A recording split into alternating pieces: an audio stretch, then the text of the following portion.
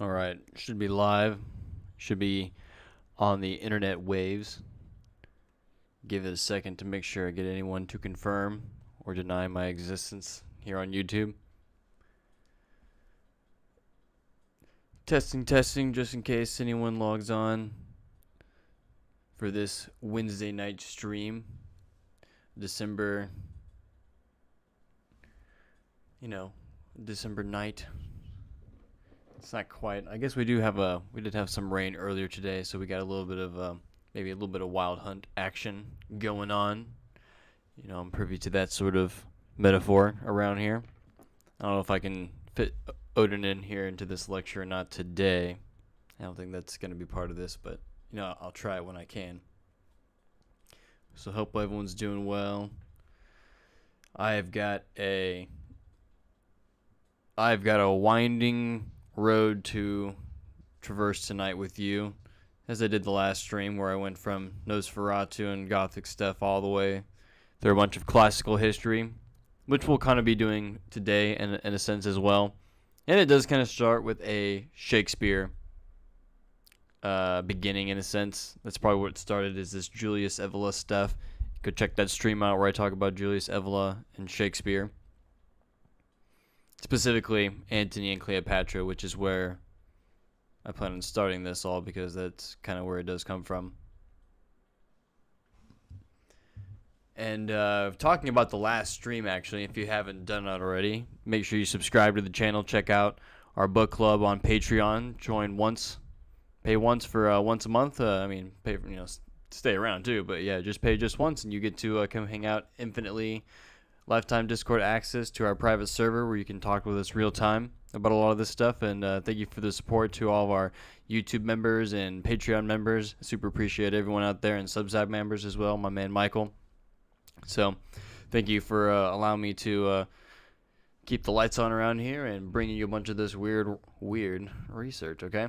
So yeah, but if you haven't checked out the last stream, go do that, because it's about Dracula, Nosferatu, a little bit of John Dee, but it goes through a bunch of classical history, and we basically end up getting to put a Phrygian hat, a freedom cap, on Dracula. Okay, that's why I have it as the thumbnail. And there was a bit of an update since that happened, and I'll put it up here on the screen here. So there was an article that I saw that came out. Stunningly preserved, and this just happened apparently, okay? Stunningly preserved Roman era mosaic in UK depicts Trojan War stories, but not the ones told by Homer. And so yeah, they found on some like farmer's land or something a mosaic from the Trojan War. I'm like, oh cool. But the thing that's weird is, yeah, like they said, that it's not from Homer. Well, what do you mean it's not from Homer? Well, you go down, and this is what's really was like caught my eye. Not only is this like a crazy find, but that they're actually depicting from a scene from Greek tragedian Aeschylus. In case you don't know Aeschylus, he's one that I talk about in this specific article I actually have on Substack. You can go find it down in the links below, where I talk about Aeschylus and the Orestia being a template for Hamlet, essentially, right? And that there are certain scenes in the Orestia that Shakespeare must have read from the Greek source in that specific part, because you can't get that from Plutarch and other sources, or essentially for certain scenes in Hamlet. But yeah, so and other people heavily associate Aeschylus and Shakespeare. We kind of talk about that in the Nietzsche stream as well. But in this article, yeah, they'll talk about that. They can tell that it's from a scene from an Aeschylus play, and not and not the Homer version, because in the Aeschylus version they have this wing here of this is in this picture right here. They've got the wing of Hector's body for a bunch of stuff, and they've got King Priam here with all these other guys that are coming out and bringing all these different items and these specific items, where I think I forget the differences in here exactly. What was it like? They didn't have and the other one, I think in the Homer Iliad version, I think he's just bringing out gold, but in the Aeschylus version, we know that they're bringing a bunch of like stuff, like vases and items and not just straight cash, like a bunch of other goodies essentially. And that apparently there wasn't. I didn't know this, and I like Aeschylus a lot. We read that in book club. Shout out to the book club. We read the Aeschylus's trilogy, maybe a missing tetralogy.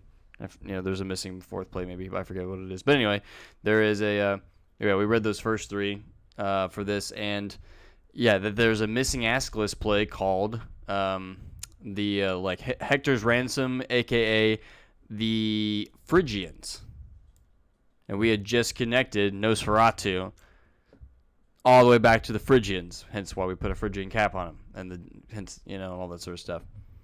And in this, in this mosaic, and they can tell that it's also from this because there's apparently in this mosaic, Hector here is apparently shown battle scars. He definitely looks like he's being damaged as he's being drugged by the horses by Achilles.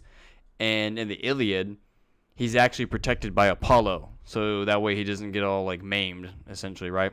His body kind of stays intact. But in Aeschylus's version, he gets all cheese grated or whatever, right? And so that's how you can tell that this is probably what it's taking more from Aeschylus and not from Homer, okay? And plus all the other gold wing stuff out. And once again, just like to show King Priam here. And these other Phrygian dudes I don't have here in the picture. But they're wearing Phrygian caps. And the play itself is called The Phrygians. So and once again, this is found in Britain. This is found in England. This mosaic here from Roman times. That's crazy. Isn't that wild? So, there's a little bit of weird Shakespeare connections maybe there. It's kind of in his backyard in a sense, right? There's a better article from somewhere else. This is not the one I would suggest reading. There's one that's the scholarly paper is much better. I should have linked that one, but I didn't prepare that one. But just to kind of leave you off for where we talked about last stream, okay? Nosferatu, Phrygians, all that jazz. And tonight, what are we going to talk about tonight? Well, like I said, I kind of started with a Shakespeare tangent, looking at some iconography maybe, or motifs and other stuff that I just started to kind of see. And we talked a lot about a book club. I pitched this out. And then reading some Greek history to my students, and shout out to them as far as we go, as far as understanding about where a bunch of this crazy history comes from, essentially. And this Greek stuff is there's a lot of stuff that I didn't quite know off the bat too. So it's been pretty fascinating connecting it to a bunch of stuff and seeing it being some precedental to a bunch of other things that we'll talk about, or even antecedent. Antecedent? I forget the word. Basically, coming afterwards, essentially, right? So let me close all these tabs because I have a billion tabs opened up here, and I need to make sure that I can somewhat successfully navigate them. Make sure that you haven't, if you haven't checked out the, all my, check out the links below for my Substack. I've got a lot of articles and a lot of this stuff too. Sometimes I turn the streams into articles, or sometimes vice versa. All this stuff's for free on here, essentially. Some of the interviews I put up behind. And thank you to all my Substack subscribers as well. But and this picture we've got on here is actually kind of apt because this is my article on Peter Thiel. Look, I still got Shakespeare on here, and René Girard, a Shakespeare writer as well, or analyzer. But Peter Thiel will kind of factor into this. And it actually kind of fell into my lap, sometimes as it often does. But we'll see how this goes, okay? But what are we talking about? We're talking about dragons. But maybe this is not the stream you've ever heard about in dragons in this sense before. That's what I always try to aim for. Some bizarre, weird take on all of this stuff. And so, we're talking about dragons, And I put draconian lore because I think the word draconian, and I'm going to be using it in that, I wanted to use it in that oppressive, tyrannical, totalitarian sense. Because that's what we mean when we say, something's draconian, right? Maybe with going on with Australia or something like that, right? Where people are getting put away really easily at the drop of a hat. That's not the right way you use that, but still, at the drop of a dime, you still you're getting thrown in jail. I think that can still be used. And so a bunch, it's once again, it's very, very oppressive, very swift and severe punishment for pretty much anything or whatever, right? You stole something, get your hands chopped off. Oh, you jaywalked, cut your hands off. oh yeah, and so on and so forth, So, not just exploring what that means because, yeah, realizing where this comes from, but yeah, I've got a whole other crazy way of analyzing a lot of this stuff, and y'all can tell me if it's makes any sense or not, or if it's I've gotten too off the schizopedia end or not. Okay, so where we starting off? We're talking about Peter Thiel. Let me go back to where I started off my train of thought for a lot of this stuff, and we were reading. First, I started off reading Antony and Cleopatra. Okay, so reading this, I didn't really like it off the first bat. I've come to like it a lot more, especially since I've read Evola, and I kind of talk about Antony and Cleopatra and the Julius Evola stream, talking about his sort of concepts for things, and does it appear in Shakespeare, or just Shakespeare sort of line up with this sort of thinking or not, or can we find those same motifs? Kind of like that's what I've been enjoying, is just taking random philosophers, or random ones that are just ones that I like, and applying some of their frameworks to the Shakespeare stuff and seeing if I can find any overlay. And some people have already done it, right? Someone like Rene Girard came up with his own ideas and does it all over Shakespeare. He's got a good one too that I need to go through. I keep forgetting I need to do a stream on that, but I digress. So yeah, writing up on Julius Evola, Revolt Against the Modern World, and talking about stuff involving with Cleopatra. And I've got these specific pictures pulled up here because she's got arms outstretched with the two asps biting her. Arms up. I'm just trying to find the ones that specifically had her arms up, and some of these are actually the oldest ones, right? This is from 1500s. I'm going for Shakespeare's time, just prior Shakespeare's time. This one as well, or a Sadler one, right? And yeah, this motif of the two arms upraised. Ow, my shoulder hurts. The two arms upraised with snakes in her hands. Okay, and she dies by this, and there's a bunch of like supposed philosophy or motifs and archetypes involved with this sort of thing, right? We talked about in that stream the snakes being sort of maybe like telluric aspects, and I talked about specifically like Antony and Cleopatra being like a tragedy in the sense of like Antony not being able to control his Eros, hence why he talks to a character named Eros right before he like kind of kills himself and he fails at a bunch of stuff, as he does like kind of the whole play and blunders about because he can't quite figure out his own desires. He can't quite just wrestle with it in a sense. And then Cleopatra is also essentially consumed by the telluric forces. She lets these asps kill her, and does she kind of prevent it from being embarrassed by Octavius and company? Yeah, I guess you could say that as well, right? But ultimately it's because she doesn't, it's not like she really helps the situation in a lot of senses. She lets her overness or over a spotlight sense probably ruin a bunch of things, even if that's probably not the best for her and probably not what she would have wanted. But setting all of that aside, right, I just interested in this, read the play, whatever. But I started to see this motif in a bunch of other places, right? And we were going through a bunch of stuff on Minoan. Let me pull up this picture here. A bunch of Minoan, ancient sort of Greece, ancient pre-Greek, maybe even in a sense pre-Hellenic stuff going on in the Mediterranean. And these Minoans, man, I want to do a whole thing on Dionysus and all that sort of stuff in regard to this Minoan Crete archaeology and proto-classical stuff or whatever, but setting all that aside. So, right, we've got 1600 BC. We got this motif here, right? These are some of the oldest things we got as far as, ancient stuff. And they've got, this image that they keep finding all over ancient Minoan, ancient Greek area of this, lady up here, arms upraised, two snakes, right? Just like I showed you with the Antony and Cleopatra image, right? I was going to zoom in from all of them. Same deal, right? Maybe they're not letting her bite her. These are, but the same. You get the idea. Oh, good name of myself. So we got the Minoan snake goddess. Okay, this is a frequent thing that they see all the time, and she doesn't have a name, I think. But yeah, she's like a constant figure that they'll find in the archaeology. But I've seen someone else connect some other ideas. Okay, but boom, we go way up north past the Mediterranean. We go all the way up to Sweden. Boom, snake witch stone.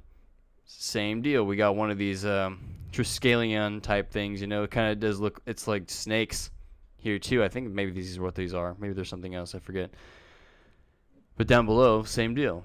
If it looks like a lady, arms upraised, 2 snakes in her hands. See what I'm seeing yet?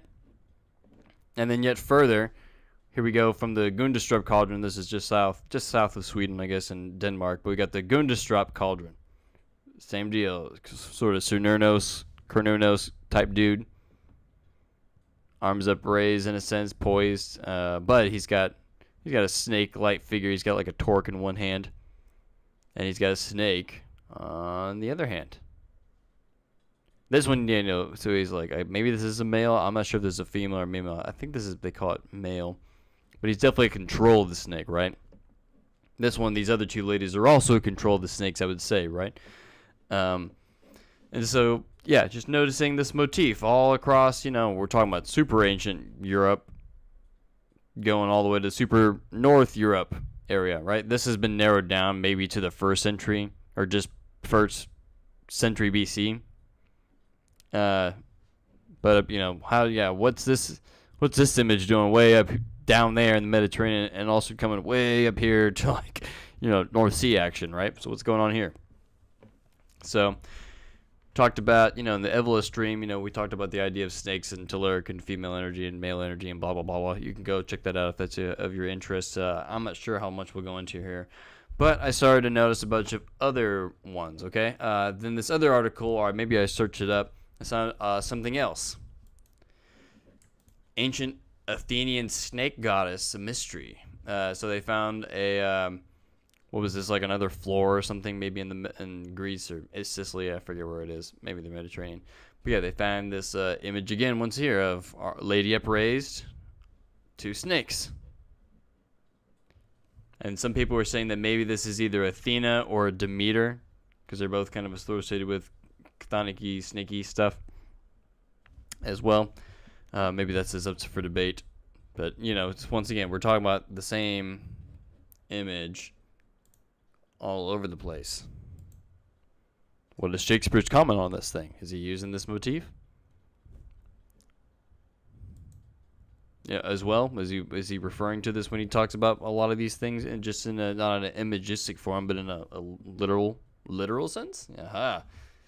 So yeah, just noticing a bunch of these, you know, snaky things all over the place. I didn't really understand the Athena snake references either right away too. So yeah, I don't know if anyone here is got as up to speed on their classical history in a sense.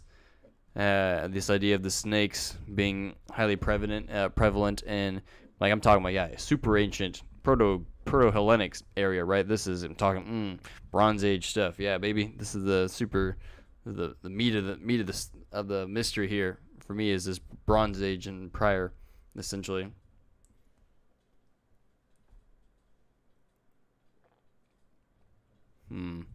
Okay, so what's up with the ladies and the snakes? Okay, we also probably aware of some other famous ladies and snakes. You know, Eve and the snake.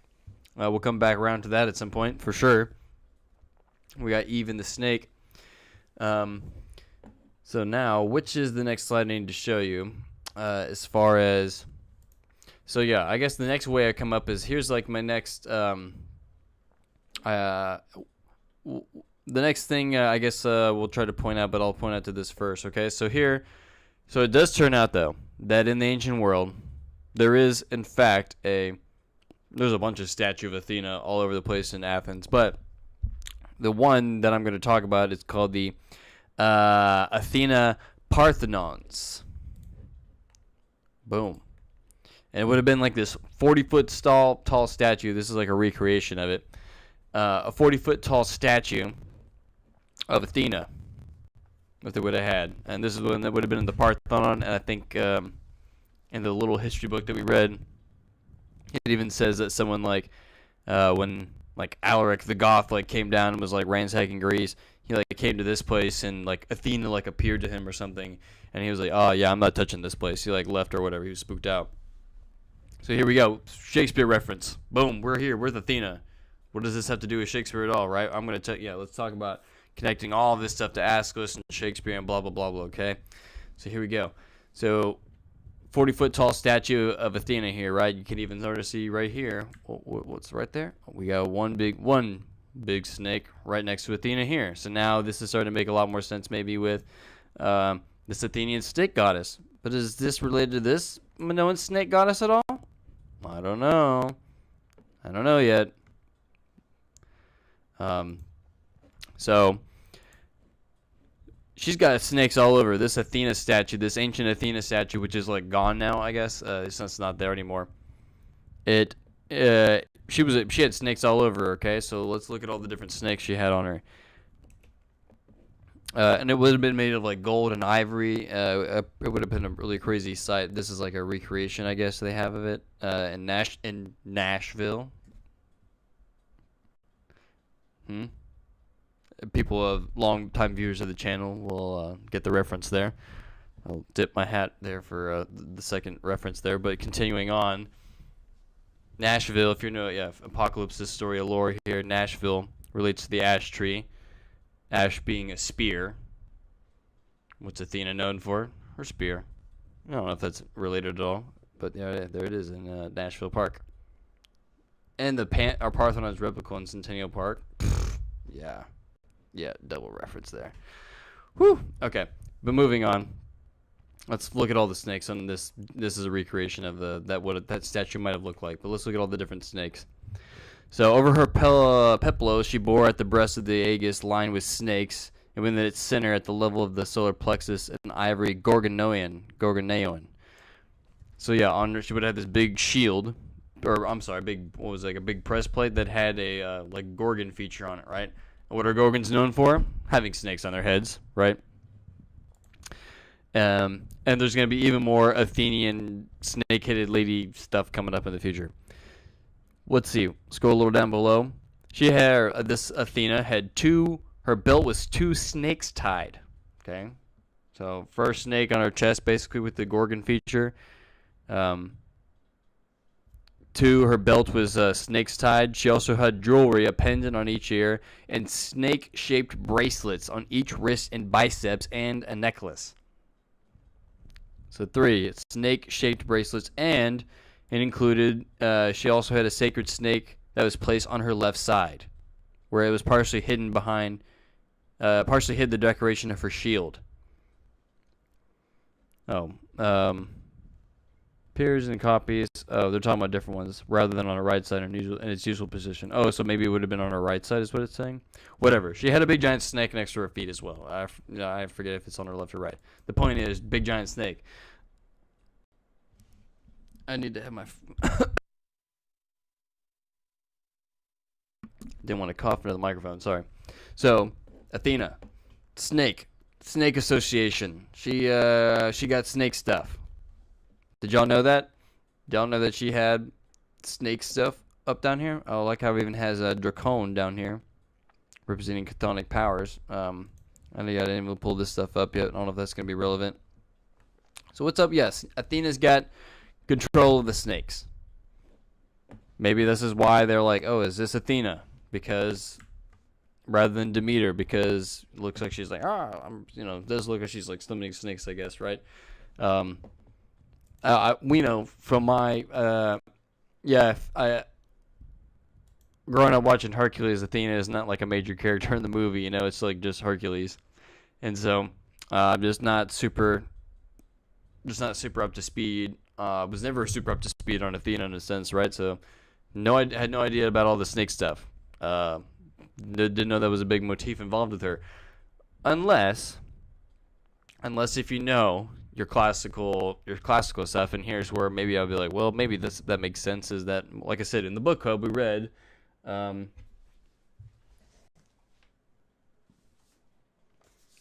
Aeschylus's Agamemnon libation bearers and Eumenides, the Furies, or the good-minded ones as their euphemism.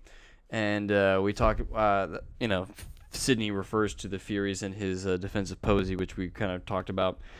But the Furies, if you are up to speed on your Greek tragedies, are the Furies. That's what they're called, right? I was always up to speed on, or I thought I was, I do most Greek mythological stuff, right? Chimeras, Cyclops, Gorgons. Like I feel like all these are kind of known. Krakens, blah blah blah blah. But the Furies was one that I didn't know what those were until kind of got into the Shakespeare scene, was kind of getting up to speed on a lot of this stuff and reading Sydney. And so yeah, the Furies are these like revenge spirit lady things. But yeah, they're known for having they're basically Gorgon-like in appearance, but they like bleed from their eyes. They're kind of look super creepy. They don't turn you to stone. They just go and murder you and be all crazy. But they've got snakes in their hair. Snakes in their hair. There you go. Snakes in the hair. Oh, well, there's snakes in the hands. I like this painting a lot, though. And in the play, or in this story, Orestes, I guess this is Apollo, Athena is the one who kind of presides over the court at the Areopagus of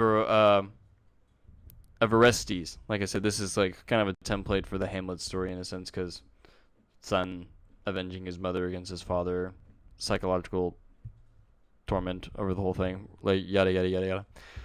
But the Furies here, the snake-headed ladies, are the ones like chasing him and pursuing him and driving him crazy, essentially. And the whole thing is settled at the Areopagus. Here's the Parthenon. That's where this giant 40-foot statue of Athena would have been, okay? I think I do have the thing open for the Areopagus here, for the location. Here you go. And you can kind of see a picture of it. There's like the big rock, and I think that's like where the platform is down there. Areopagus meaning like the rock of Ares, literally. And this is also where Paul, the apostle, would have had one of his famous sermons, where he critiqued the agnostos theos, the unknown God, which Sidney does happen to call John Dee in a letter the agnostos theos, maybe in a joke. But what is Sidney also known for? His little secret club that is not real, but maybe kind of real. But why does this name get associated with it so much? Philip Sidney's little secret club, literary club, is called the Areopagus. Isn't that weird? I detail all that in my my Substack article I talked about at the top there. So yeah, Philip Sidney being a proto-Shakespeare that we sort of talk about here a lot on the channel. So here's the Areopagus. Yeah, here's a really cool painting of it. There's the Parthenon. There's like one of the statues of Athena. And yeah, there's like people, philosophers or whatever down there, philosophizing or whatever, doing their thing. So Areopagus, Athena, snake-haired stuff, right? The Erinus being Greek for Furies. But the play that involves them is called the Eumenides, because in the play, the resolve is that they are renamed, although I don't think the word actually even appears in the play itself. Eumenides, which means literally the good-minded ones. It's like a way of not invoking the Furies' name, essentially, right? And they are given like a shrine at the Areopagus. That's like the resolution of the Aeschylus play. And once again, at the top of the stream, I even said that little article I said that they even liken Aeschylus to Shakespeare. Okay, so there's something going on with Shakespeare and Greek drama. Okay, but moving on, we're staying on this serpent Shakespeare stuff here. Okay. Oh, I didn't see. I have a comment over here. Reminds me of the Temple of Zeus type structure. Yeah, I love the man. How I can't even imagine what some of these things would have looked like in person. Temple statue. What these there was I was watching with my wife the other night. It was like some dude in Egypt walking around, and it was at night, and they just had just some a couple of spotlights on the statues that are still up. And it presents like a whole other vibe about what that place would have looked like in the ancient times. They like doing this whole statue holding another statue thing, right? The other Athena statue was holding like a Nike statue or whatever, right? Where is it? Oh, see a little statue deal. Here's Athena, and Athena, remember, burst from Zeus's head. Fully formed and shaking her spear, as it was said, right? Yeah, look at those people down there. That's crazy. What would this would have looked like back in the day? Hey, look at this dude prostrating down here. Like, yeah. Look at that. One of the 7 wonders of the ancient world. Alright, let me get my tabs back in order. So, I'm pointing out all this sort of Athena snake stuff, okay?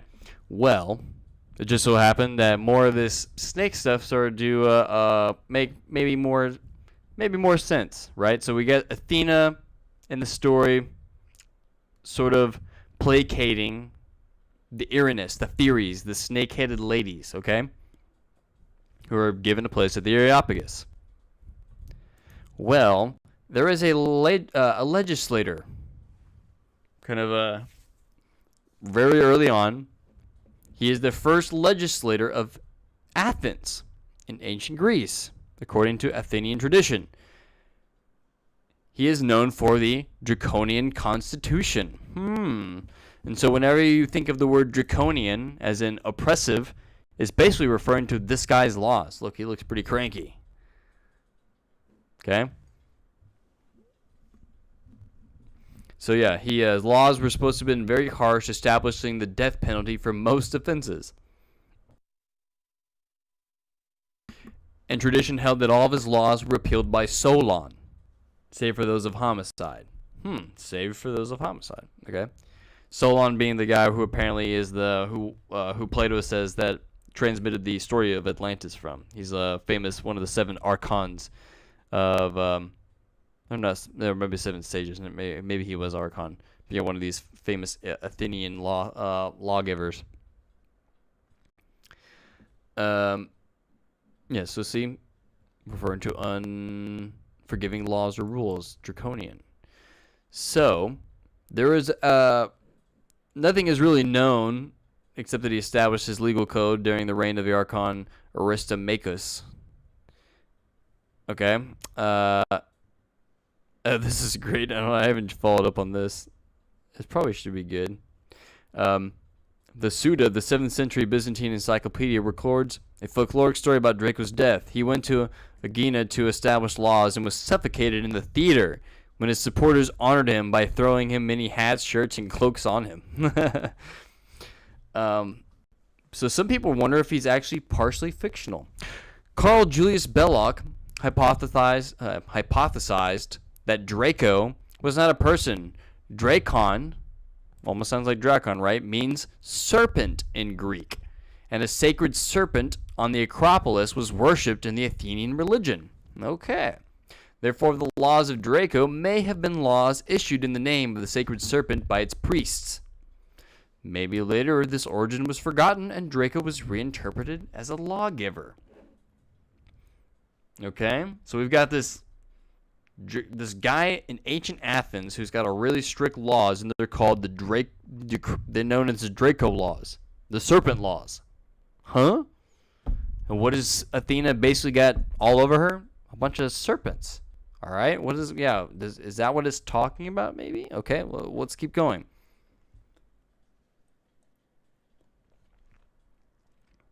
All right. There's more etymology on Dracon. We're going to go in here in a second, but let's read this part real quick. Yeah, so the laws written down on these pyramid things, pretty interesting. And this is the really important part, I would say. Wait,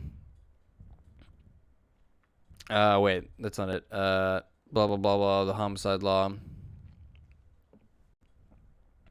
Revising the law is going to be important later on. That's basically part of what I'm talking about here.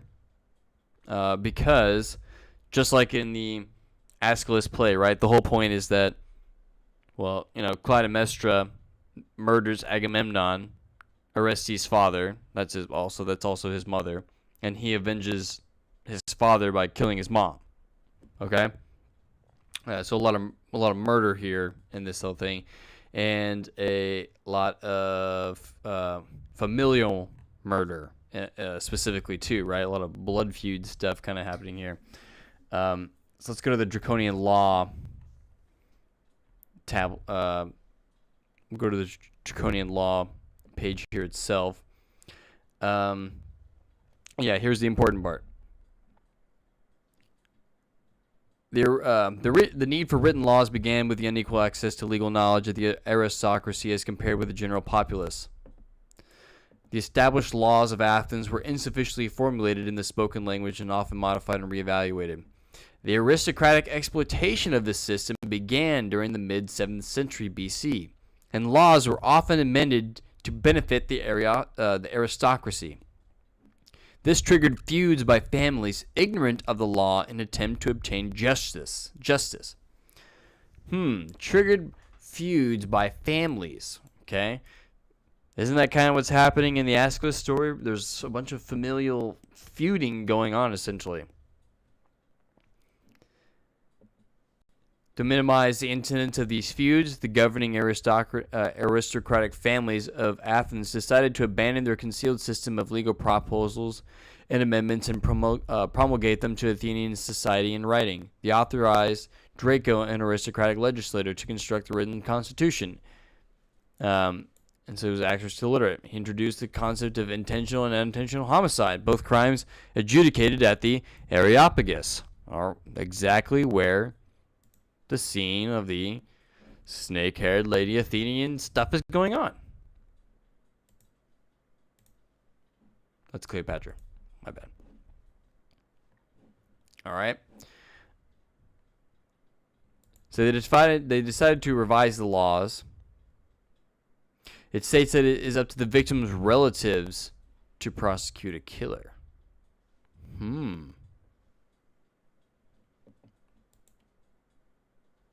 Sentence of exile. Isn't that what happened to him? I can't remember. And so, but what is... so yeah, the Draconian laws are known for being very, very harsh, right? Until they kind of get reformed by Solon a little later. They're all repealed by Solon, with the exception of the homicide law. So everything was pretty harsh. But if we think about that word dracon, dragon, serpent, and dragons are basically serpent-like things, right? I think that's a hard stretch to make. When we talk about the word dracon, we talk about its etymos, which would, these Greek philosophers would probably condone me for doing. Dracon, traditionally related to derkamai, to see, with the literal meaning of one who stares, or alternatively, sharp-sighted. So dracon literally meaning dragon, but the way they arrive at the word dragon is something that has sharp-sightedness, or one who stares, or maybe one who watches, in a sense. Y'all tell me if I'm going to make the biggest leap here in a second, because I need you to follow me. We got the Draconian laws, ancient Athens lawgiver, really, really tyrannical, severe punishments. Draco, obviously meaning serpent, related to the word dragon. Dracon, and the word dracon, literally etymologically speaking, means to stare, one who stares, or is sharp-sighted. Okay? And once again, I showed you all this really ancient stuff involving this snake stuff, this worship of snakes. And other people saying, like, yeah, maybe is Draco not a person? Maybe it's like a snake worshipping thing or snake honoring thing. You could go in an evolus sense, and yeah, is it literally a matriarchal cult or something? I don't know. That's not, maybe I'm just showing all the iconography. I don't know how to really identify it per se, or diagnose what it's really saying, or saying about the culture itself, right? Are they really worshiping it, or is it controlling it? I don't really know. But yeah, here we got Athena and a bunch of this snake motif stuff, okay? So So we're talking about Dracon, to watch, from the etymos to dragon. Dragon means, something that watches or is sharp-sighted. Did you know that's what the word dragon means? And what did I really start thinking about? Well, this might relate to John Dee too, right? Because John Dee is known for Enochian language. That's a sort of a name that's back applied to the language that he created. He just would have called it like angelic or something maybe.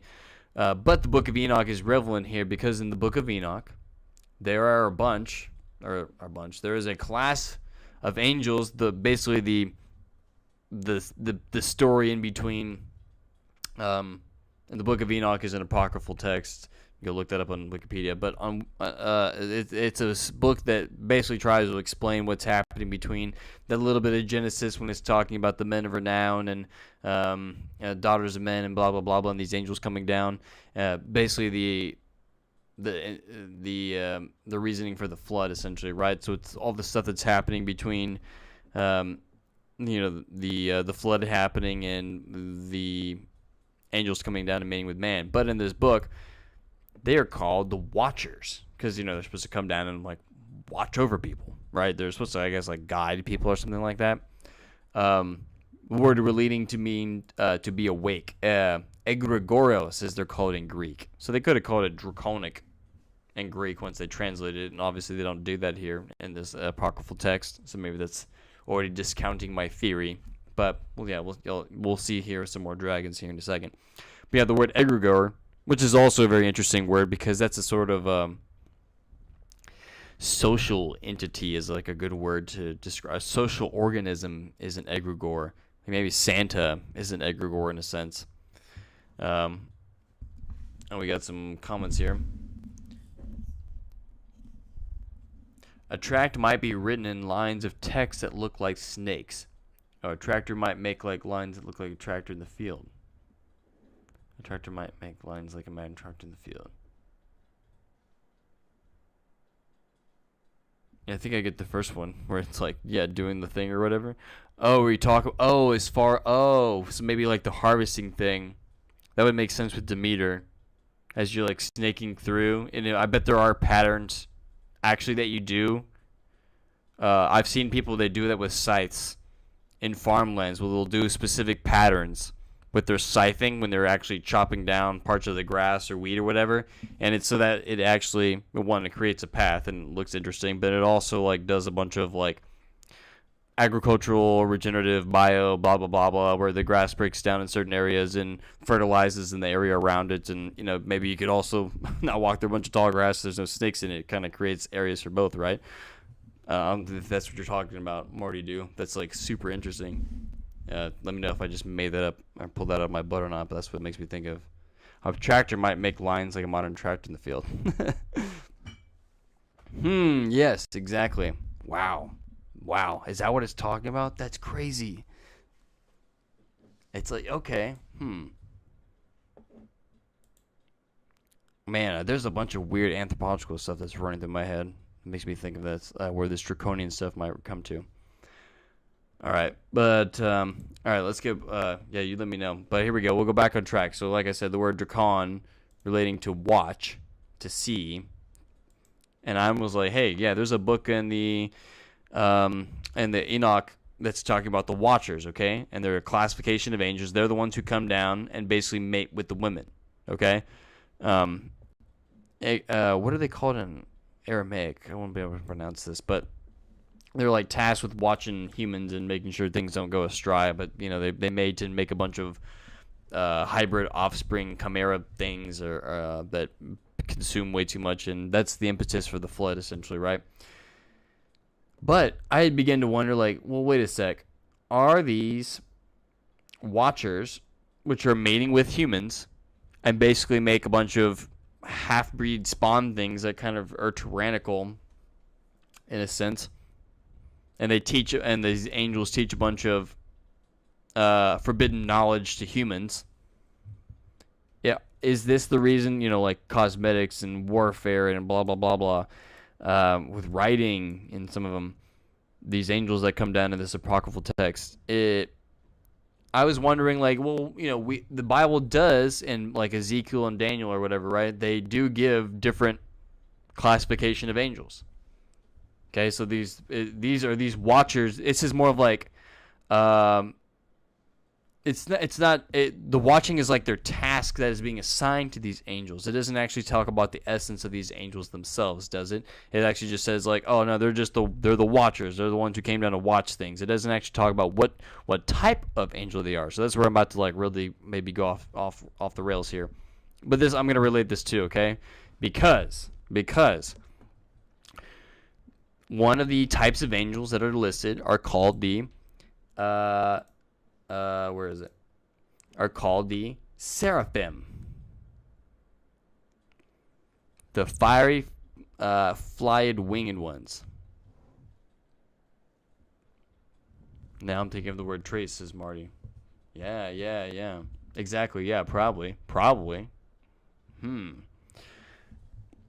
So, there are a type of angels. So we got the cherubim, which are like the little baby ones that kind of get reimagined in like the Roman or whatever, the Italian Vatican. I'm probably saying the wrong words here.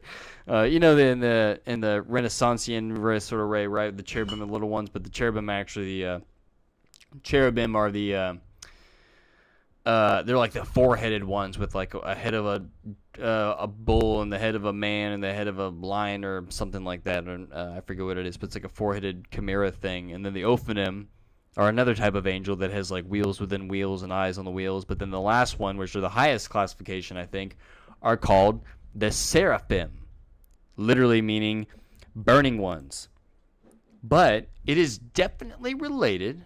The word seraphim, the highest type of angel, is definitely related to the word serpent. And what does the word dracon mean? Serpent, dragon. You get what I'm going here? But the word dragon also refers to watching, gleaming eyes. And what is the type of angel that has came down to what is the job assignment for maybe some of these angels that were come down here? Maybe some of them are seraphim to watch. You hear where I'm going with this? You see it? So, seraphim. And if we go through, Isaiah later uses singular seraph to describe a fiery flying serpent. So in the Bible, they're described as fiery and flying. What does a fiery flying serpent sound like to you? What does a flying serpent sound like to you? Maybe it sounds a little bit like a dragon, or fallen angels, the angels that fell and corrupted man with Satan. Are the fallen angels dragons? Sound off. Does anybody follow this yet? This Wikipedia looper, like jumping through the portals or whatever. I'm just jumping through Wikipedia articles here. Etymology Wikipedia. And I found this, someone in another article just used this picture. They were talking about this very subject, relating all this etymology. And I was like, wait a second, I know this picture. And sure enough, it's from Magic the Gathering. So, this is like a Sarah Angel versus I forget the name of the dragon, or what it is. But isn't that pretty, check that out. Angel versus dragon. Didn't that just like vibe? Right? If a bunch of fallen angels, if people knew this, if like the everyday person knew like fallen angels were dragons, dude, there should be some heavy metal Christian music somehow. Like there should be a way to do that. Like I don't know how. Like it wouldn't even be ironic. It would just be like for real. And maybe that's what, like, yeah, someone needs to just somehow, like, do, like, guitar with, like, hymns somehow. I don't know. Yeah. And I've actually talked about I don't think I actually have the card maybe down there, but I actually did find one Magic the Gathering card, Ebony Dragon. And there was the from the Vault edition that actually does have a Shakespeare quote from Troilus and Cressida. The dragon wing of night doth spread to the earth. Or the dragon wing of night doth spread to the earth. Something like that. It's like the only Magic card ever that has a Shakespeare line on it. It's on a black dragon card. What does that have to do with this? I don't know. But I've mentioned it on a stream before, so now I'm mentioning it again. So, our fallen angels, the Watchers, their job was to watch. They did a bad job, but maybe some of them were seraphim, literally, potentially, fiery, flying serpents. And if you think I'm crazy with that etymology, here's like all the here's all the receipts up here with all these like etymology Bible pages I've got pulled up here. Or maybe the fiery is related to their stinging bite. But, you know, in Daniel or Ezekiel, I forget, it's described as they're being winged. And I think in the King James Bible, sometimes this seraph word is translated as dragon. I think it actually says here in this article. Let's see.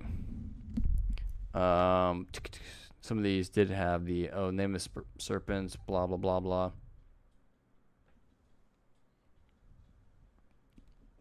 Okay, seraph, apparently from seraph, to burn, is used of the fiery serpents of the wilderness. In Numbers 21:8, it occurs in the singular, make thee a fiery serpent and set it upon a standard. Right? That's when Moses puts that thing on it after they get bit. In 21:6, we have a ha-neshashim, seraphim, fiery serpents.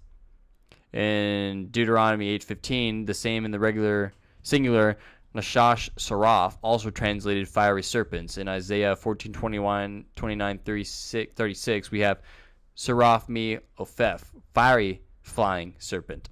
The same word in the singular seraphim is translated seraphim. 3.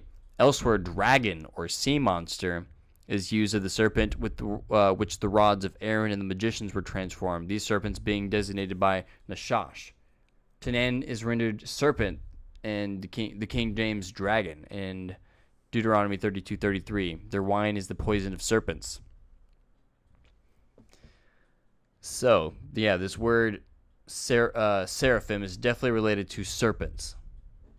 And the seraphim are deliberately mentioned in the Bible, okay? The seraphs. Seraphim appear in the Book of Enoch, where they're they are. Seraphim appear in the 2nd century BC Book of Enoch, the one we're mentioning about the Watchers, where they are mentioned in conjunction with the cherubim as the heavenly creature standing nearest to the throne of God. In the non-biblical sources, they are sometimes called the Akiest, serpents, dragons. I've looked at this and I was not able to really confirm that, so all this with a grain of salt here. Yeah, I just was not able to quite figure out what they were saying with some of these other sources that I had pulled up on that stuff.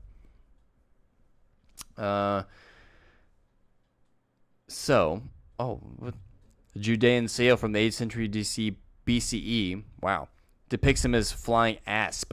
And remember, what's the type of serpent that kills Cleopatra? An asp. Okay.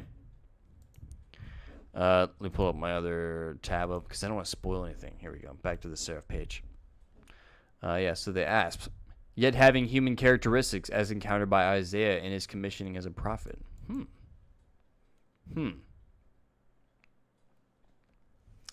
Pretty weird. So you get what I'm saying about this Watchers. So dragons, serpent, fiery, fiery winged, flying wings, serpent. You get what I'm laying down?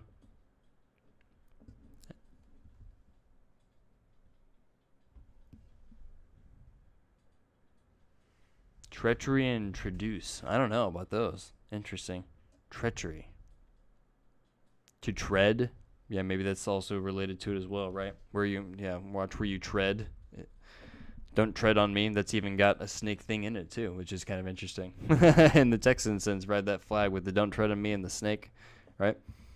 But yeah, fiery, flying, winged angel, seraphim things, okay? And so that's where I was kind of wondering here is about,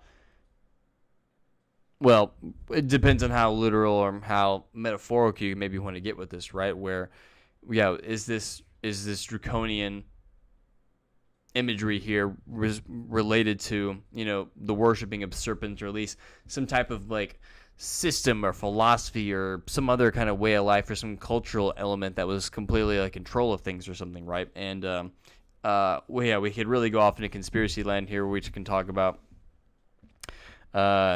draconian, reptile people, and wouldn't the reptile people just be like a mix between like an angel, a seraphim, a serpent deity thing, and a human? If they mated, wouldn't that just make a lizard person? Where does a lizard person first appear? Not Lovecraft, but actually Texan Robert E. Howard. Conan's always fighting them snake people, the serpent-men. If you think about it, maybe that's I'm getting ahead of myself. Here we go. Serpent-men. Fictional race by Robert E. Howard. Fought by Conan the Barbarian. Femme fatales, and which I saw like on there that Athena is kind of associated with femme fatales. Maybe that's relevant. But Conan's always fighting, kind of opulent sorcerers and giant snakes and femme fatales. Like, that's all Conan, right? And so maybe that's like the Evolan sense about the masculine sort of trampolimsin over the, or taming the female, polarizing it or whatever, in a sense. At least polarizing as in like circumambulating around it, rather. Literally, like, to polarize it. Maybe instead of going up and down, maybe I need to, this is another word, instead of polarizing, I need another pole, as in like going around pole word. Anyway. Just another that male versus female archetype interaction going on. But serpent-man stuff. Serpent-men. Wouldn't that just be a half seraphim dragon mating with a human? Wouldn't that just be a serpent person, right?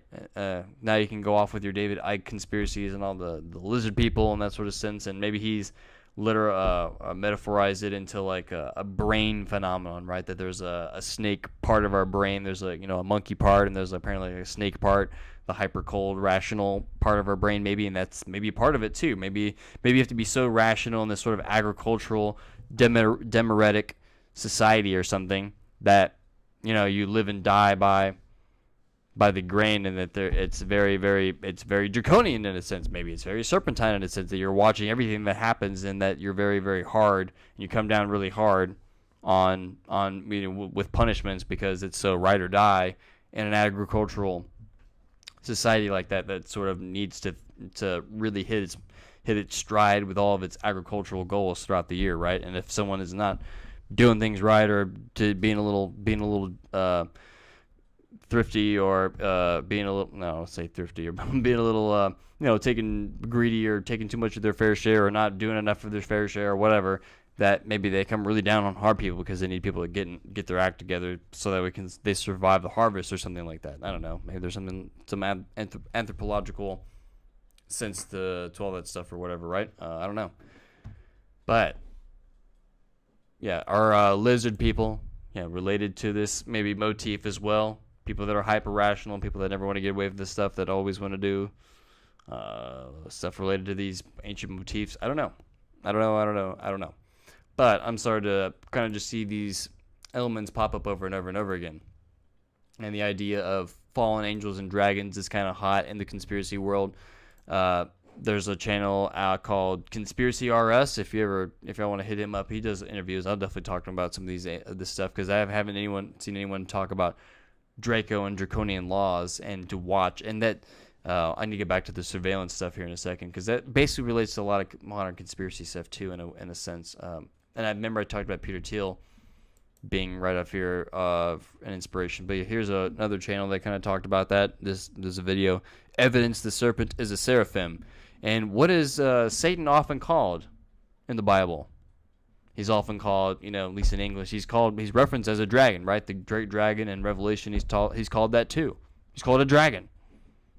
And if Lucifer, or the highest angel, if he was one of top head honcho angels, maybe he was a seraphim. Maybe he was a fiery flying serpent.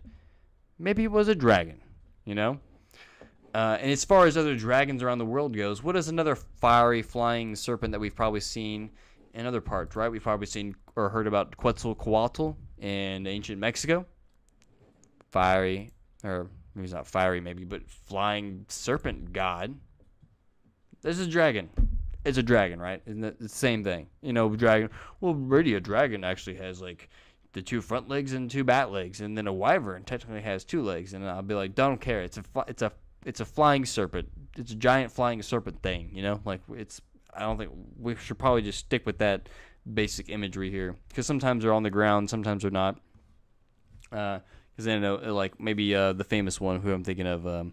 Fafnir from the Norse mythology. I don't think he's like a giant worm. He's more chthonic, right? He's not a flying worm. He's a crawling giant worm. But in these other motifs, right, flying ones are definitely all over the place, right? Here's the ancient snake doohickey from ancient Egypt. I don't remember off the top of my head. But yeah, you get where I'm going with this, where maybe this is not entirely new, especially in this part of the world, right, with Egypt being right there. This image is probably pretty popular, and you can tell this is a pretty popular ancient Egypt concept all over the place. So yeah, is this flying winged serpent thing related to these draconian concepts at all? I remember we talked about Moses talking about putting a Nashashif seraphim on a pole, right? When he talks, he's like basically recreating. If you put it on a pole, because you can't literally make it fly like a kite, maybe, but he's gonna put it on a pole so the snake's in the air. You're recreating. Where's my finger? You're recreating the seraphim, the fiery flying snake. And some people will say that yes, that Moses's staff looks like the staff of Asclepius. Even though, yes, modern medicine in North America, they use the caduceus, which is actually not a staff of Asclepius, god of medicine or whatever, but technically Hermes. And some people are like, well, Hermes is the god of messengers. That makes sense. And I saw some other guy talking about, well, technically the guy in the army made a lot of sense because they weren't initially for medic stuff. It was actually for communications, and that made more sense for Hermes and blah, blah, blah, blah. But in the Odyssey, Hermes is the one who shows Odysseus the remedy in order to avert the turning into the swine. I think that's what it was, or reverting it or whatever. So Hermes is the one who does, through the innovation itself, through the discovery of the physis. Thank you, Dr. Edward Butler, if you ever watched this video, for discovering essentially a material remedy, a pharmakeia, or a pharmakos, a literally medicine, in order just to help Odysseus. So maybe the caduceus is still applicable to our medicine relations in here. But regardless, we got snakes crawling up. We even got wings right here, right? We got snakes traversing upwards. And, that's where Evola would say, like, yes, a snake is a woman, the chthonic, womanly Mother Earth energy. But in order to ascend, a snake can ascend, but what does it require?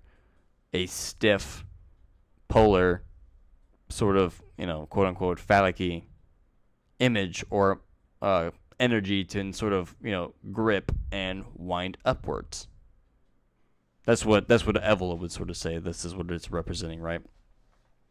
that they can both, like, that the female will essentially require, the male energy in order to do that. Otherwise, it would stay on the ground. And don't worry, it's not a totally misogynistic, because the male is also never going to be complete without the male, or I'm sorry, without the female energy anyway. But yeah, the image of Moses and his bronze fiery serpent on the stick there is representing essentially a seraphim. Okay, one of the angels. Sorry, in a sense. Oh, here's another article about some of the flying serpents. And so there's some serpents that chase the Israelites in the Bible as well. There's the ones who like bite them and kill some of them, and that's where Moses heals some of them, I think. And maybe it makes more sense if they were flying. Flying snakes is a much more dire situation than regular old snakes on the ground, right? So maybe that's why. Maybe that story makes a lot more sense in that way, right? But here's once again an ancient Egyptian collar depicting a winged serpent goddess, Wadjet. So that's what that was, right? Wadjet was that thing right here. Oh God, I missed it. Oh no, I just took you through all my tabs. There it is, Wadjet. The one I showed you just a minute ago. So, draconian laws to watch dragons. Hope you've stayed with me thus far. And when we talked about Peter Thiel, people have actually anagrammed it out. And Peter Thiel, in case you don't know, he is a founder of Palantir.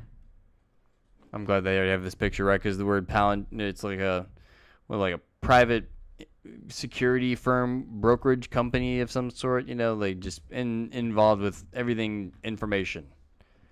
But the name Palantir is referring to the inherently evil objects from Lord of the Rings that are used to spy on everybody, by the way. What does it kind of look like there? It kind of looks like an eyeball, doesn't it? What do you watch with your eye, right? Isn't it? And what's the famous Illuminati symbol? Basically like the triangle with an eye in the middle, right? Almost like they want to watch everything. What is the classification of angels? They came down and made it and did a bunch of bad stuff. The Watchers. What does it mean to watch? Dracon. The Watchers are dragons. And maybe they're a bit draconian. Maybe that their surveillance is related to this idea of watching everything all the time, in a sense. That's why we always joke and make the joke that, oh, they're a bunch of lizard people, right? Because they're a bunch of heartless, jerks. They're hyper-rational. And maybe that's related to all these concepts. And maybe you want to be like, we can anthropologize it, and maybe it's like some facet of, it's like, that's just what psychopaths are. They're just like snake people or something. I don't know. They're like biochemistry in their brain has made them snake people or something. I don't know. You can go to that thing, or you can be like, no, they're literally descendants of the seraphim, Nephilim, blah blah blah. We take it whichever way you want. I think that all these are applicable, maybe on multiple different levels, maybe on all of it, right? And so that's where my mind was kind of going with this mass surveillance stuff, and the idea of watching things and being draconian, because that's where people would probably point a lot of this stuff is headed, right? That we're headed towards a draconian system with mass surveillance, literally Big Brother watching you everywhere, right? And the name Peter Thiel, so Peter Thiel is the, I'll just type it in here real quick. The other person we're going to talk about here in just a second is also on here, right? But Peter Thiel, who we talked about in the 6-7 meme stream, who we talked, co-founder with Elon Musk, who I talked about we talked about Musk in the Nazi rocket scientist video 8 years ago. 9 years ago? 8 years ago? What year is it? 2025? I did that in 2017 or 2018 or something. So 7 years ago, whatever, 8 years ago, I talked about Elon Musk and a lot of these same things going on in the Nazi stuff, even before he did the famous hand gesture. But we got Peter Thiel here, other Palantir founder. Peter Thiel, you can take his name and you can anagram it perfectly into the reptile. And, you know, once again, we, in the conspiracy community, we definitely hear that these people are joked as being lizard people. I don't know any but regular person who would ever defend these people. They're pretty much all creeped out by them. I don't know who's been like, well, no, man, I think you're mischaracterizing them. Everyone's pretty much like, nope, yeah, they're pretty much not good guys. Yeah, South Park did an amazing job on the Peter Thiel thing. I can't get the I'm Peter Thiel and he knows about the Antichrist. It's pretty infectious. It's pretty dangerously infectious, actually. So, but yeah, Peter Thiel and this idea of mass surveillance, Palantir watching everything, draconian laws, Peter Thiel, an anagram for the reptile, pretty conveniently. But the other guy we were going to talk about is the other founder of Palantir. Let me get it back on track here. The other founder of Palantir, his name is, oh yeah, press back here. The other guy when I pulled up. So if I just put in Palantir, we're going to get Alex Karp. And I've got other creepy footage of him where he talks about very gleefully, where he like fidgets in his chair. He's like talks about wanting to, quote, and I quote, spray fentanyl-laced urine on people. People in parentheses being people he dislikes. And so that's pretty disgusting. But I'll let you judge those fruits by those from those trees. So we got Alex Karp here, and then this just happened before. So I was doing a little bit of research right before the stream, and it was like this morning. I get a thing about Alex Karp buys a chapel, famous church, weird church retreat, monastery in Colorado. He bought Saint Benedict's Monastery in Colorado. Okay, like this like story just like hit me today. I was like, anything Alex Karp, just because I'm interested in Palantir, who's amazing, and hope they don't do anything to me. I just like save the story in my brain, like, okay, whatever, interesting, you know, because I like Colorado too. This picture here, I was like, from a distance, you know, I don't know if y'all can see this on stream here for a second, but yeah, here's a cross. You can pretty much tell us what it is, but from here, I was like, wait a second, that kind of looks like a snake on here. Tell me from stream, if y'all can see this image real quick, tell me if there's a cross, and what does this look like right here? I'm gonna get a drink of water. Y'all tell me, what does that look like from far away? This picture's kind of far away. I'm like zoomed in. What does that look like to you? You know, usually I'm used to seeing Jesus up there, right? What does that look like to you, stream? Especially from this weird far distance, okay? Because that's also just kind of made it weird, and maybe you can see a little better on your stream or wherever you're watching this. I don't know. But I pulled this up in another image, and I think I can zoom in a little more. So we'll do that here. See if I get anybody that wants to take a gander, or if they can see a lot clearer than I could initially. So I'll pull it up here. So here's the picture. And so I can zoom in here. So it's actually Jesus on here. So that at this monastery, the Saint Benedict Monastery, who I don't really know much about. Here's the Jesus they got in here. Look how like freaking weird and scrawny he looks. You know, this is just not a depiction that I would like to see. Yeah, it looks like something draped on a cross. Yeah, I could kind of, yeah, exactly. It does, yeah, especially it doesn't look like a body, you know? So yeah, we've got it zoomed in here. You know, let me know what you think now. Yeah, there's the Jesus on the cross, and it just doesn't look very flattering. It doesn't look very honorable. If you know, this looks kind of out of place to me. Y'all let me know. Y'all see what I'm seeing?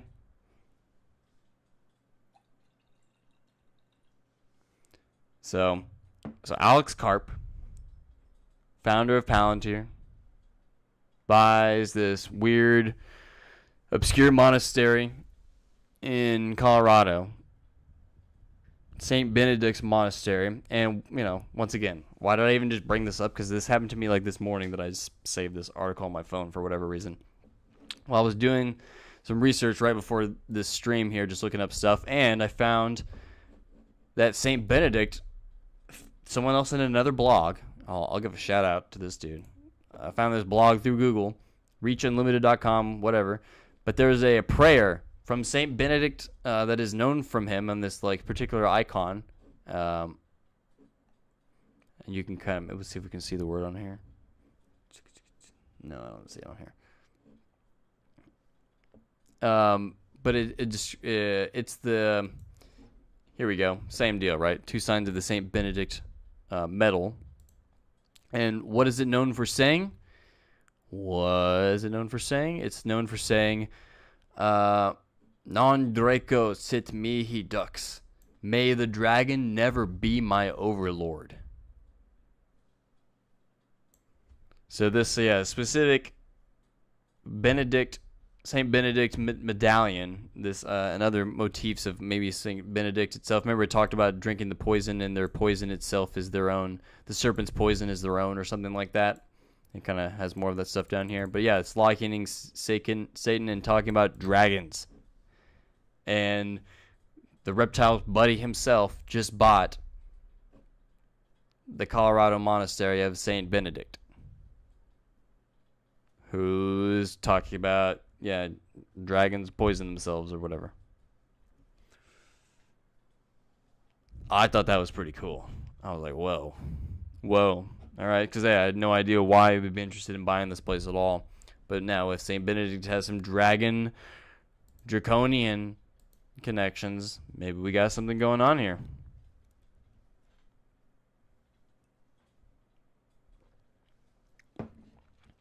All right. Let's see. All right, Marty's going on here. I'm thinking of the word, and Amina is a vessel which is a snake-like mammal. Amina, Hermes. Oh, okay. I wonder if it's related to the word Hermione. Is that Hermione like a girl name of Hermes? If you wanted to deliver a message in battle, you might slither through the grass. Full of a toque. It looks like something draped on a cross. Yeah, from earlier. It's very strange. Maybe it's supposed to be a knave. Naive? I'm uneducated. I don't know what you mean by knave. Or maybe it's like a... No, I wouldn't know. But yeah, Palantir. Spying on everybody. Watching everybody. Literally, like dragon, to see, to be sharp-sighted, one who stares at everything, right? Related to draconian constitution, related to severe punishment.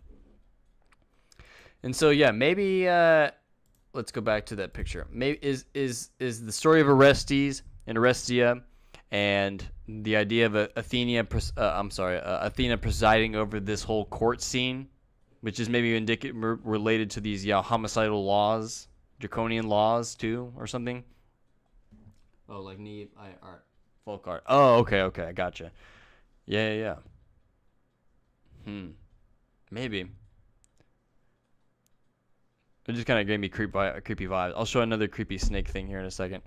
For as far as the Christian context goes, but yeah, do we have an Evolan reading here that this is when Athens is abandoning certain elements of draconian constitution and giving it a place essentially in their society, still revering some aspect of it. So this chthonic vengeance justice that people feel the fury over when murder happens to people, and maybe they're like, okay, maybe we'll keep the laws for when you murder people, we'll kill them or something, right? Or whatever, I don't know.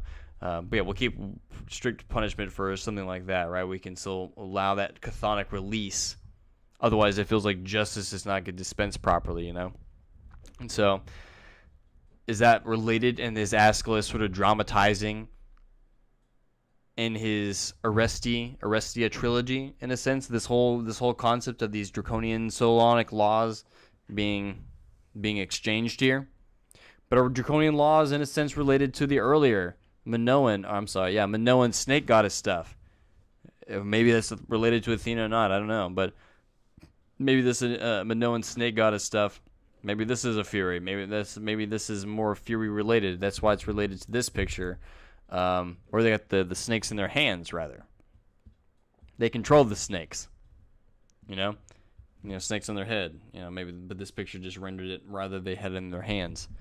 But maybe that's related to this concept of these priests or this ruling class or idea or whatever. Draconian, serpentine, always watching everything. Very harsh. I don't know, right? That's where my mind's kind of going a lot of this sort of snake dragon stuff.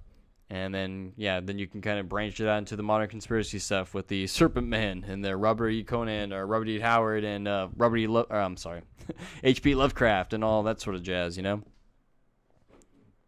As far as the creepy Catholic stuff goes, there is also, sort of famous in the conspiracy community, the Pope Paul VI audience hall.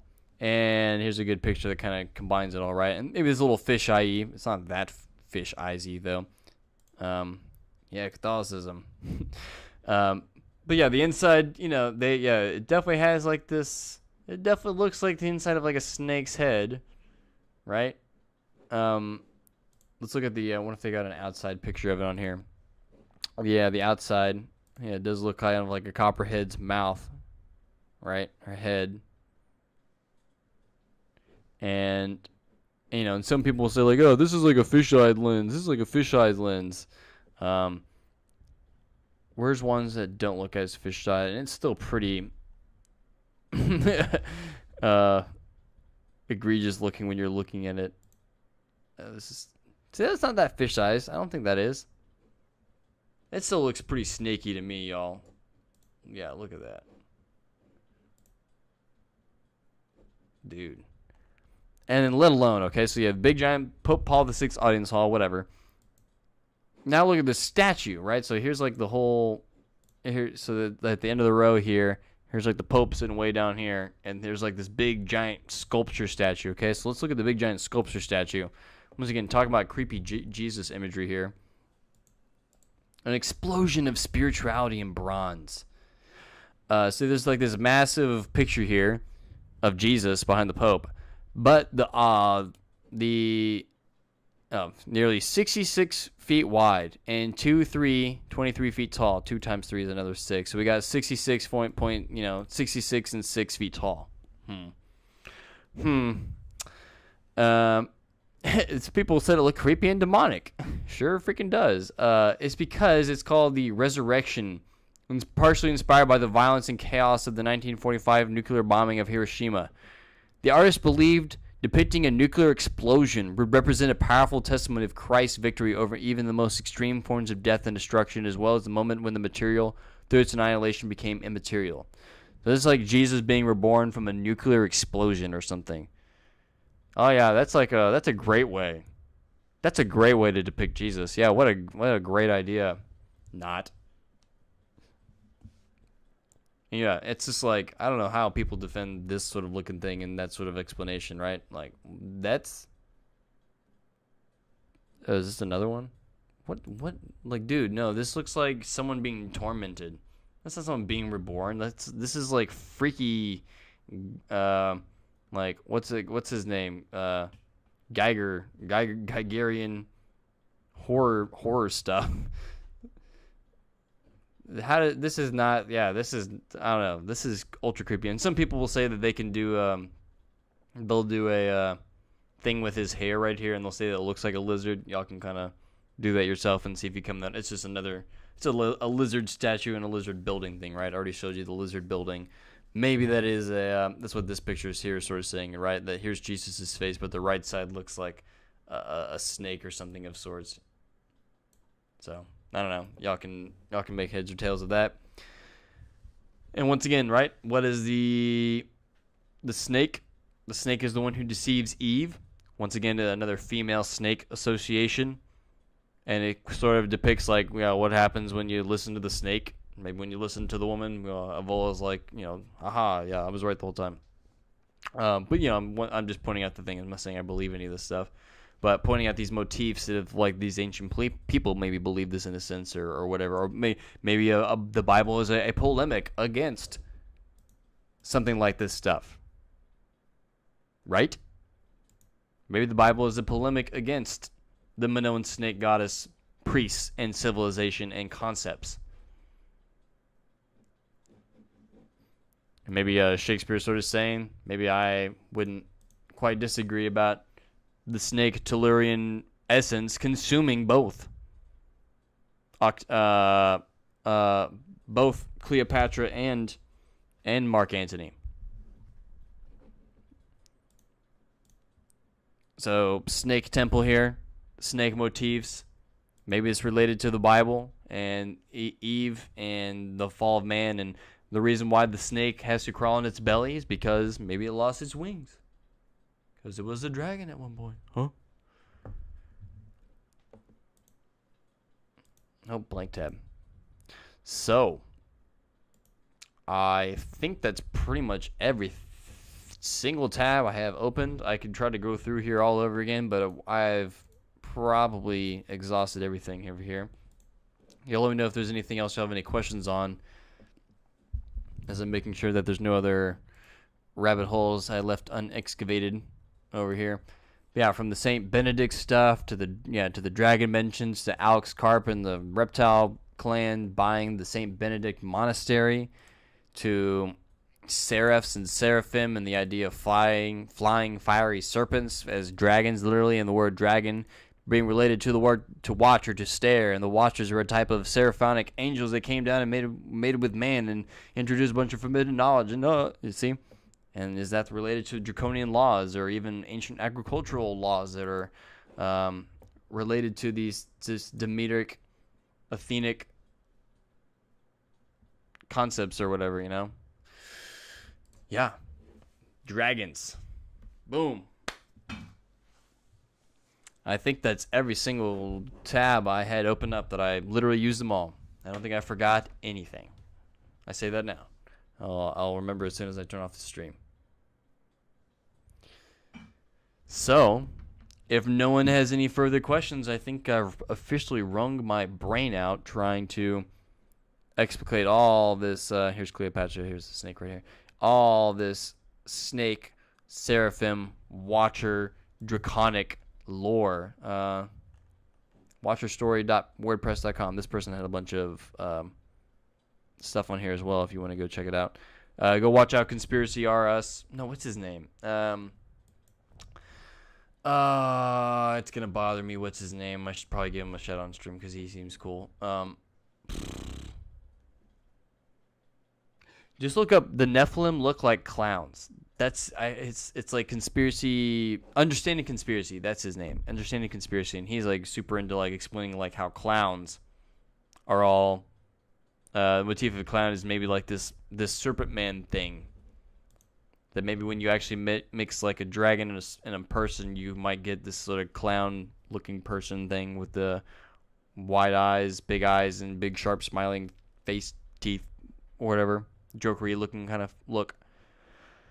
Yeah, he's into that stuff, and I think this does line exactly with this draconian law stuff, right? This idea of massive uber surveillance and severe punishment and constant watching of everything, dracomying of everything, right? Marty Drew, spotted snakes, 1959. Ye spotted snakes with double tongue, thorny hedgehogs, be not seen. Newts and blindworms, do no wrong, come not near our fairy queen. Philomela.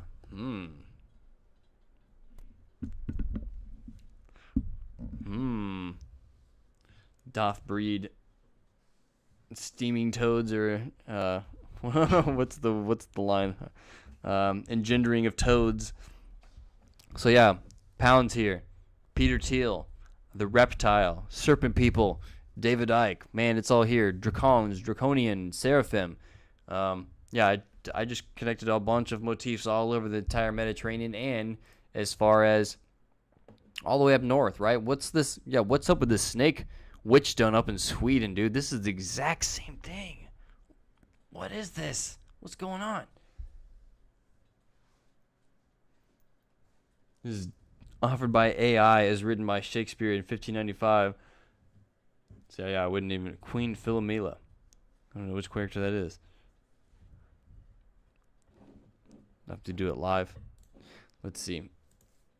I can't be outdone by AI. I can Google this myself. Greek mythology. Daughter of Athens king Pandion. No, I'm gonna open up more rabbit holes here.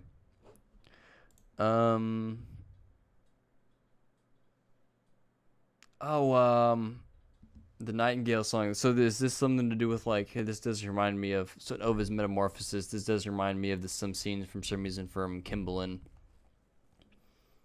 Yeah, this does kind of remind me. I wonder if, let's see if Shakespeare's in this article at all. I'm just doing some Wikipedia browsing here. Notably Titus Andronicus, rape of Lucrece, Dark Lady, blah, blah, blah. No, I thought there was something else. Makes freaking use of the Philomela myth, most notably in this Titus Andronicus, where, yeah, that's like the retelling of the same mutilation and rape thing. Okay. Oh, yeah, so yeah, Imogen and Kimberlin, that's what I was thinking of. Where she asked, and Titania's Lullaby, where she asked Philomel to sing in our sweet lullaby. So yeah, everything to do with Nightingale has to do with this. Okay.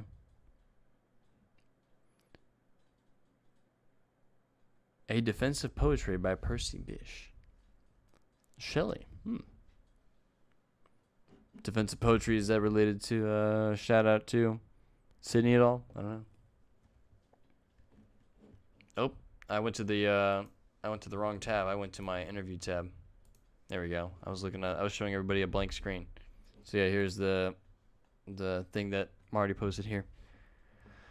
But as far as dragons and serpents go, I think I've exhausted everything I know about, or kind of had prepared about this little lecture thing about Draco's laws and connecting it to ancient Minoan stuff and ancient, that's Cleopatra there, and ancient Athens, and this idea maybe related to the Arestia and the Erinis and the Furies. And is that related at all to the Seraphs and the Watchers, and the etymology of dragon being to watch, and the Seraphs being maybe some of the Watchers that came down and mated with man to maybe make dragon snake people, or the dragon snake people, dragon snake serpent people. Yep, from Midsummer Nights. So, yeah, if that is everything, I think that's everything that I've got for this evening. So, etymology of dragon, to watch. Is that related to this surveillance system, And dragons can kind of like fly over and kind of watch everything too, I don't know if that's actually related at all to this flight aspect of being keen-eyed, but maybe it does. It doesn't seem to stray too far from it anyway. But if that is all I have from the audience tonight, I will probably be wrapping it up soon. Make sure you check out all the links down below in the description. Check out my Substack, where I post a bunch of articles and essays. Check out the Patreon links, where if you want to support us, a couple bucks a month, you can get all of our book club recordings. Or if you want to just join the book club for $9 a month, you can come hang out with us for every single week. We're reading every single Shakespeare play and a bunch of related stuff as well, and going through all the classical sources and explicating all this history and references essentially in Shakespeare up and down. So if that sounds of an interest to you, or if you thought that this lecture was really interesting, then yeah, come on and join the investigation, and help us support the channel around here. Otherwise, make sure you like, share, and subscribe to all your pals and buddies, and let them know about the work that we're doing around here. Come join us, because I'm planning on trying to do a Wednesday stream every week. So let me know if AM or PM is better for y'all. I typically do it in the AM if possible, but yeah, y'all let me know if I can get more people in the evening or not. So it doesn't really matter. Marty says, hey, really enjoyed hanging out. Yeah, me too, brother.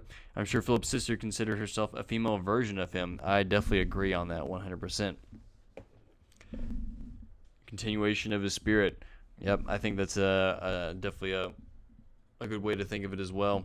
Yeah, they're definitely little twins. Is what does they say? Like in one of their intros, for the Arcadia. But if that is all we have to ask about dragons and serpents and ancient Athenian, Demeteric, Minoan, Seraphimic stuff, yeah, y'all let me know if there's any more clues or leads you'll have on this particular topic, because yeah, I think this is probably sacrilegious. Once again, I'm over here defending Jesus' image here, right? I'm being like, hey, I don't really like this. This is kind of make me not. This is way cool. Saint Benedict, ancient medallion, super cool. Look at that thing. That's cool. All this stuff is way cool. This like flaccid Jesus over here. Like, okay, what in the modern art is this? What in the modern CIA art is going on here? Okay, like this is, I could make a better sculpture than that thing. That is the most pathetic looking Jesus ever. Make him swole or something. Put like freaking Conan the Barbarian up on that cross. But I don't know. This is just, I don't know. It looks weak. This would be demoralizing to me. Where I'm saying, hey, if Christianity tomorrow was like, yo, seraphim, flying fiery serpents. They are dragons. The highest of God's angels are dragons. And a bunch of fallen angels. We all know that there's fallen angels. Some contingent of them are dragons. They would win tomorrow. Dude, Norse people would be like, okay, like y'all got me. Like we're good to go. Like I can join this fight now, Like there's a place for me, fighting dragons, And as far as like, the Freemasons and all that sort of stuff, and I showed the 666 and the height of the Jesus thing, right? And the Jesus statue and this Pope Paul VI audience hall. The Freemasons love using the number 33 and everything, And what's the amount of angels that fell? A third, right? 0.33? Maybe so. But otherwise, I hope y'all enjoy all of the dragon lore, dragon etymology, dragon etymos that we went through tonight. Let me know if you dug my connection to the surveillance state and all this literature and classical history. And as always, check out the links below, and Nullius in Verba.